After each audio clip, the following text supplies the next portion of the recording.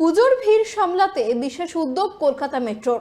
দুর্গাপুজোর জন্য ইস্যু করা হবে ট্যুরিস্ট স্মার্ট কার্ড, যার মাধ্যমে নির্দিষ্ট দিনগুলিতে যাত্রীরা যতবার খুশি মেট্রোয় চলাচল করতে পারবেন।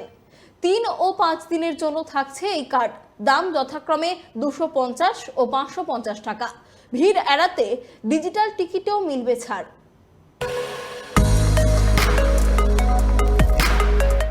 সামনেই দুর্গাপুজো, শ্রেষ্ঠ উৎসবে মাতবে আপামোর বাঙালি। একেবারে শেষ মুহূর্তের প্রস্তুতি সর্বত্র।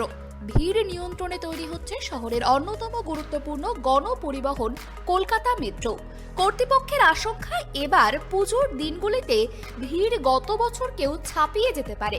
সেই আশঙ্কায় এখন থেকেই একাধিক পদক্ষেপ করতে শুরু করেছে মেট্রো, যার মধ্যে অন্যতম হলো ট্যুরিস্ট স্মার্ট কার্ড।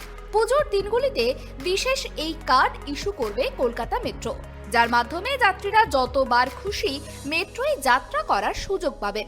কলকাতা মেট্রোর তরফে বিজ্ঞপ্তি দিয়ে এমনটাই জানানো হয়েছে।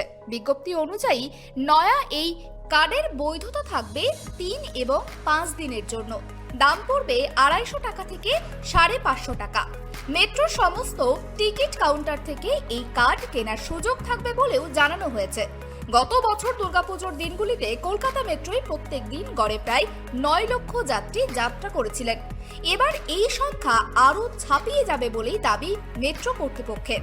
কলকাতা মেট্রোর অনুমান, মেট্রোর নেটওয়ার্কের বিস্তার যেভাবে ঘটছে তাতে সমস্ত করিডোর মিলিয়ে এবার প্রত্যেক দিন গড়ে 11 থেকে 12 লক্ষ যাত্রী যাত্রা করতে পারবেন। ভিড় এড়াতেই এই স্মার্ট কার্ড ব্যবহারে যাত্রীদের জোর দেওয়ার পরামর্শ দিচ্ছে মেট্রো কর্তৃপক্ষ। শুধু তাই নয়, আমার মেট্রো অ্যাপ ব্যবহার করে টিকিট কাটারও পরামর্শ দেওয়া হয়েছে। এক্ষেত্রে যাত্রীদের 5% ডিসকাউন্ট দেওয়া হবে বলেও বিজ্ঞপ্তিতে জানিয়েছে কলকাতা মেট্রো। তাদের দাবি, এক্ষেত্রে পুজোর দিনগুলিতে যাত্রী পরিষেবা আরও আরামদায়ক এবং মসৃণ হবে বলেই মনে করা হচ্ছে।